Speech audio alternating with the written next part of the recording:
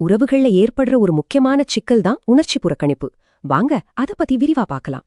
திருமணம் ஆகியும் தனியா இருக்கிறதா ஒரு ஆய்வு சொல்லுது. இது நிறைய பேர் அனுபவிக்கிற ஒரு வலி. இது ஏன் நடக்குது?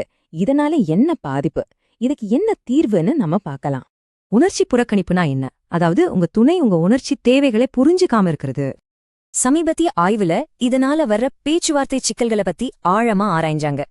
அந்த ஆய்வுல இருந்து 4 முக்கியமான விஷயங்கள் தெரிய வந்திருக்கு. வாங்க பார்க்கலாம். உணர்ச்சி ரீதியா விலகி இருக்கிறதுனா ஆதரவு கொடுக்காம உணர்வுகளை மதிக்காம இருக்கிறது தான். இதோட விளைவு ரொம்ப மோசமா இருக்கும். மனநலத்தை ரொம்பவே பாதிக்கும். இதனால பாதிக்கப்பட்டவங்க தங்களையே குறை சொல்ல ஆரம்பிப்பாங்க, தனிமையா உணர்வாங்க. சரி, இந்த நிலைய மாத்த முடியுமா? கண்டிப்பா முடியும். அதுக்கு சில வழிகள் இருக்கு. எல்லாத்துக்கும் முதல் படி சரியான பேச்சுவார்த்தை தான். ஆனா அது சாதாரணமானதா இருக்கக்கூடாது. நீங்க இப்படி பண்றீங்கன்னு சொல்றதுக்கு பதிலா நான் இப்படி உணர்றேன்னு சொல்லி பாருங்க. பேசுறது ஒரு பக்கம்னா இன்னொரு முக்கியமான விஷயம் நல்லா கவனிக்கிறது. சரியா கவனிக்கிறதுக்கு இந்த 3 விஷயங்களை முயற்சி பண்ணி பாருங்க. எப்பவுமே தப்பு நம்ம மேலதான் நினைக்காதீங்க. உங்க துணையோட பார்வையிலிருந்தும் யோசிங்க.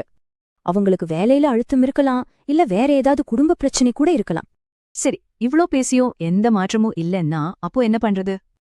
இந்த மாதிரி நேரத்துல ஒரு தெரபிஸ்டோட உதவி ரொம்பவே கை கொடுக்கும். இப்பெல்லாம் ஆன்லைன் தெரப்பி கூட நேரடி கவுன்சிலிங் மாதிரி பயனுள்ளதா இருக்குன்னு ஆய்வுகள் சொல்லுது. எதுவா இருந்தாலும் ஒரு உறவுல அன்பும் அக்கறையும் பரிமாறிக்கிறது ரொம்பவே அவசியம். உண்மையிலேயே ஒருவரையொருவர் புரிஞ்சுகிட்ட ஒரு உறவு உங்களுக்கு எப்படி இருக்கும்னு யோசிச்சு பாருங்க.